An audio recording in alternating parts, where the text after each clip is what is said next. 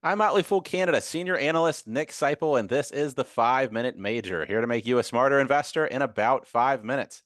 Today, we're discussing Shopify's first quarter 2024 earnings results. My guest today is Motley Fool Canada Chief Investment Officer Ian Butler. Ian, thanks for joining me. Great to be here, Nick. Excited to talk about this one. We've got a long history with Shopify and got some thoughts. Yeah, the market has some thoughts about Shopify's first quarter results as well, and they're not good ones. The market did not like Shopify's first quarter earnings report, sent shares down as much as 18% following the release and earnings conference call. Ian, what was the issue that the market had with Shopify's earnings results? Yeah, gosh, I don't know that there was an issue with the first quarter results per se. I certainly didn't have an issue with them, as has become the norm with this company, and as we've come to expect. The release is punctuated with growth rates of 20 to 30% across any number of metrics that we use to gauge the performance of the underlying business. I'll throw a few out there. Gross merchandise volume, which is the total value of goods sold across the Shopify platform. It was up 23% to $60.9 billion. Total revenue for the company was up 23% year over year to $1.9 billion. Monthly recurring revenue was up 32%. Gross profit was up 33%. And free cash flow, which is a number that we hold near and dear, up more than 170% to $252 million. So I think it's very clear that Shopify is moving in the right direction. But if we're going to play the game of trying to interpret the market's reaction, it's likely the stock sold off because of second quarter guidance that didn't quite measure up to expectations. And I always like to think of maybe those expectations were wrong. But here we are with the stock down. So I just want to emphasize second quarter guidance of 2024. That's the quarter we're in right now. That's almost half done.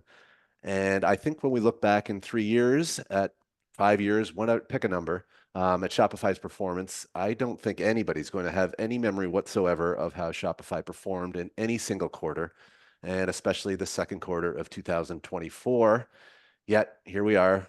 Somehow this company is worth 20% less than it was at the beginning of the week. So that's the market.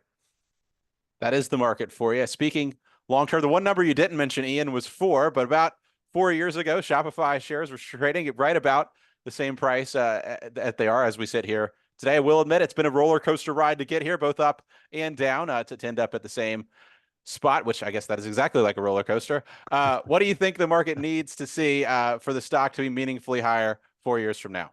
Yeah, I think arguably, and with the benefit of hindsight anyway, Shopify's valuation went absolutely crazy during COVID. It sort of pulled forward demand years and years ahead of it, years ahead of where it should have been, and that's why the stock just went bananas. But here we are, as you say, same price as we were 4 years ago, and it's admittedly a tricky situation. I think it's again, it's very clear that the company is performing wonderfully well, and it's got a near endless opportunity in front of it that it's pursuing and pursuing very well. I think it's shedding competition as it goes and really becoming the go-to company when it comes to online shopping and setting up a business online.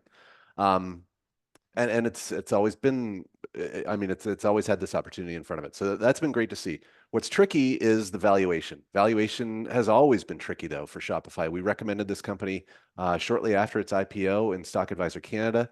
It's been our best performing recommendation in Stock Advisor Canada, but it's never been cheap. And it's always, we've always had to sort of blend the business fundamentals and the opportunity with and digest the big multiple that Shopify trades. Thing is, we fools are certainly no stranger to this kind of situation.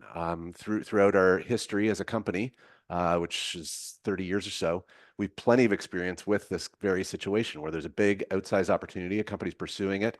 It's very expensively traded, but it doesn't matter because that stock just keeps working. And we've actually got a whole franchise dedicated to this very style of investing. We call it rule breaker investing. So it's going to be volatile. It requires patience. We're going to have down 20% days. We're going to have up 20% days on this journey with Shopify.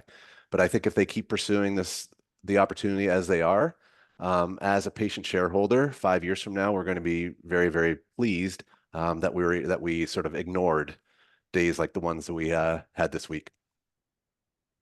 All right, Ian, that's all the time we have for the 5 Minute Major. Thank you so much for joining me. And to our viewers, we'll see you next time.